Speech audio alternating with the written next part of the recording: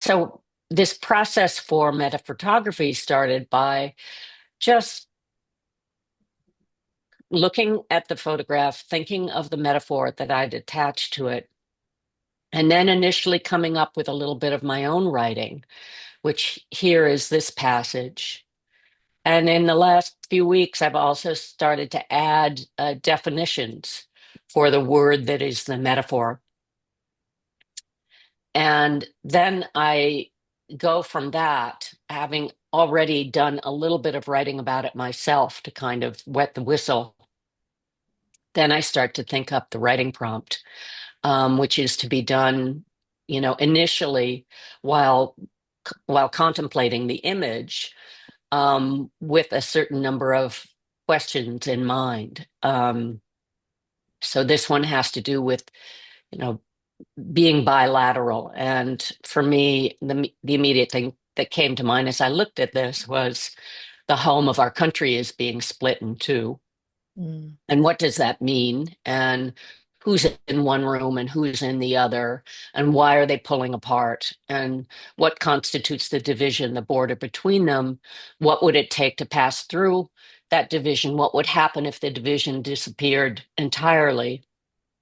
Um, and those came to mind as I looked at this image and I was thinking about the country. But then I thought of all the other different contexts that this could be used for. It could be used for a family that's being torn into.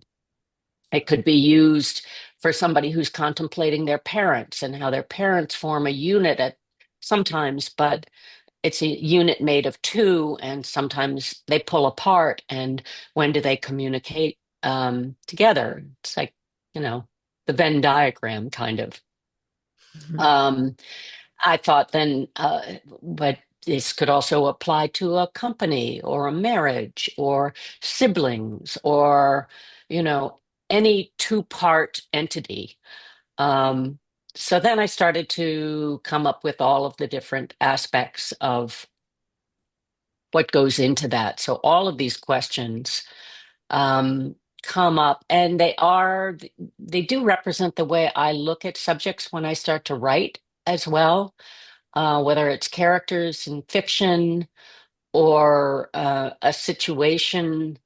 My novels are all about Asian American themes, and many of them are set largely in Asia, in either in China or India. And the last book, Glorious Boy, was set in colonial British India on an island that was a penal colony at the start of during World War II and before.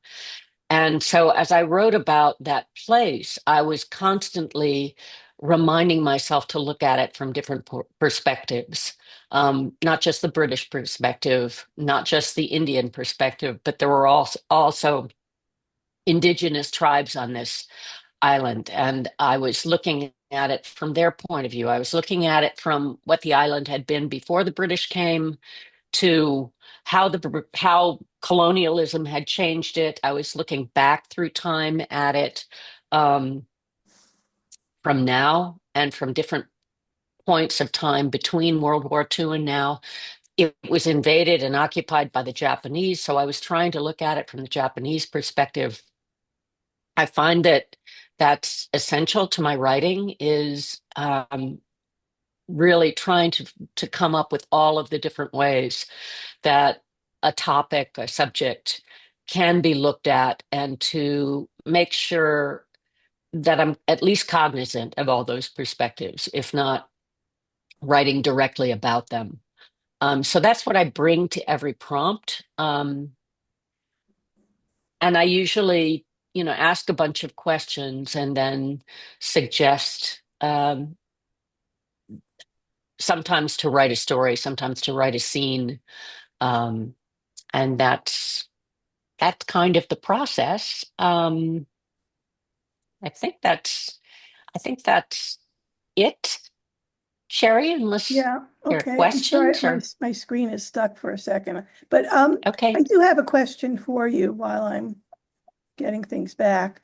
Um, do you have a recommendation of um, a single task related to one of these story prompts that people could work on today if they haven't brought a project with them? They could work on this bilateral prompt, which is up. Yeah, I'll bring it back up. I mean, if you want to bring it up, you can leave it on the screen, Okay. or they can just go. It's free. It's available at MFA Lore. So if they go to mfalore.com and just click it's this one right here.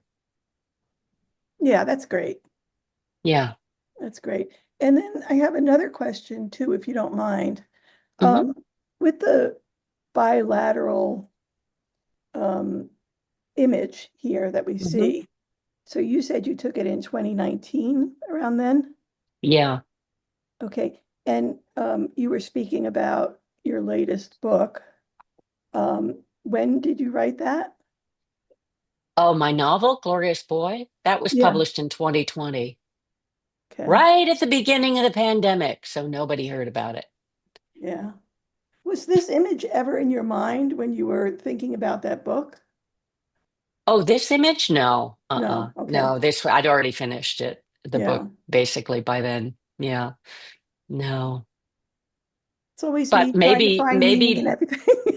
maybe because of the book I was thinking of this image, but also I think this image speaks to me a lot in general because I write a lot about being biracial.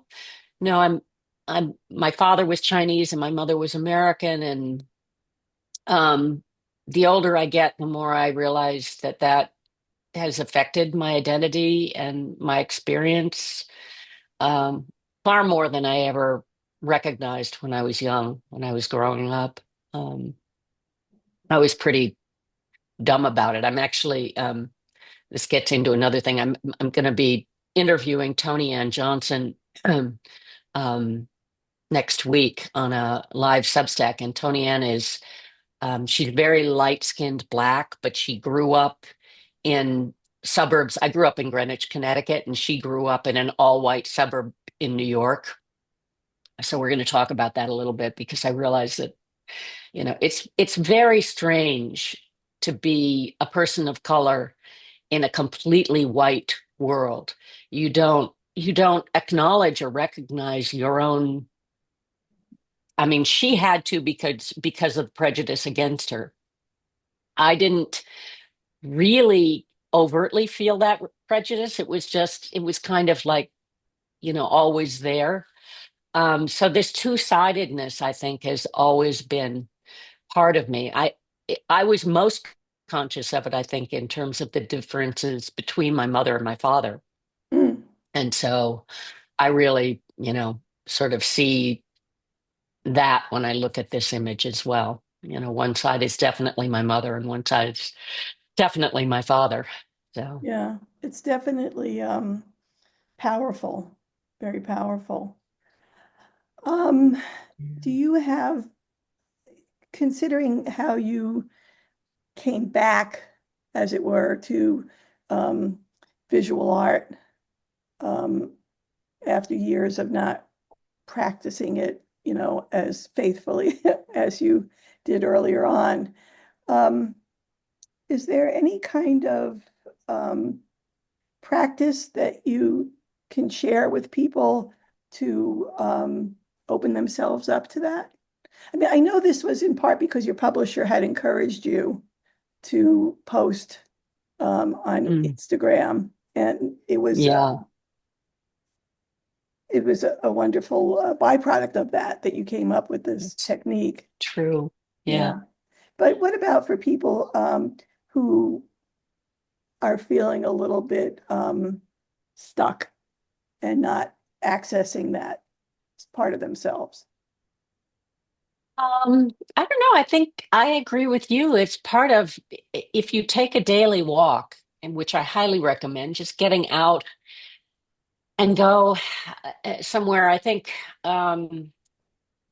ideally, if you can find a new route each day, I think that's one of the reasons I'm stuck is that my husband is elderly and I kind of I have to walk him every day, and he can't walk in anything that's not very flat.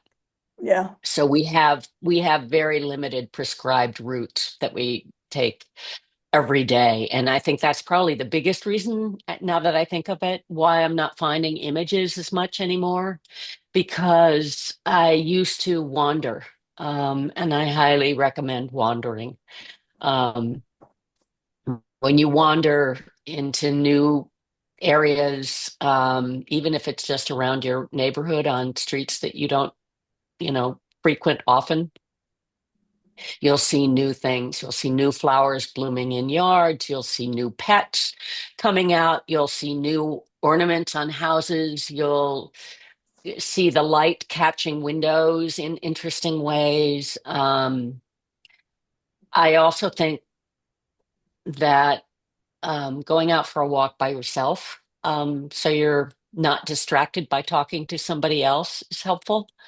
I know I have gone on walks with other photographers, which is fun because then we both understand that we can stop and focus at any point with anything that catches our eye, and we encourage, the company of somebody else who's doing it also encourages you to be looking harder and focusing for more interesting things. So that's one way to do it. But I also think it's just, my one of the best writing craft tips I ever got came from the author Jim Shepard, the fiction writer Jim Shepard, and he said, interrogate the weird, which is it's just such a great thing because the weird, if sometimes the weird is stuff that you have to get rid of, but often the weird is something that leads you into the most interesting part and often the most important part of your work.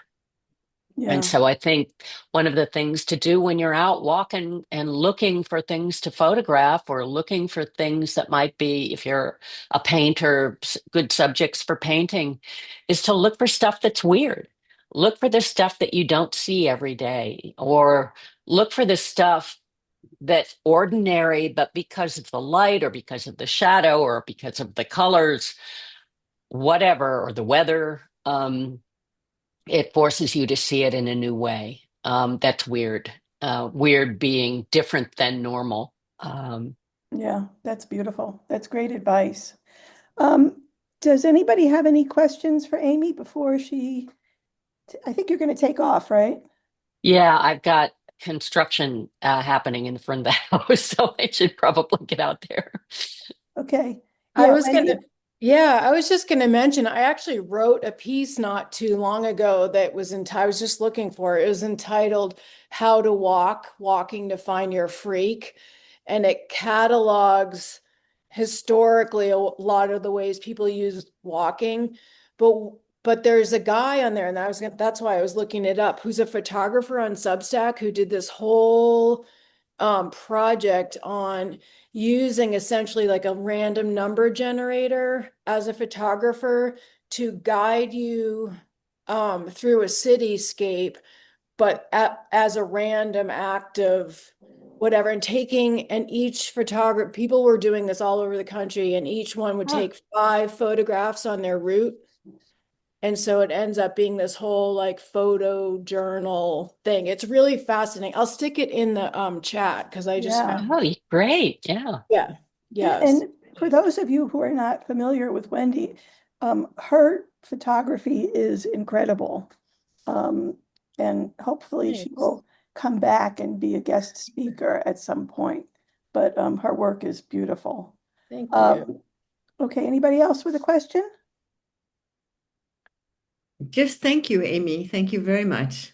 Oh, Yeah, I think I've only been on your one where you write about the issues of more political thing. I'm pretty new to your Substack. So thank you. ah, It's nice to know about this MFA lore. I didn't know about that. So yeah.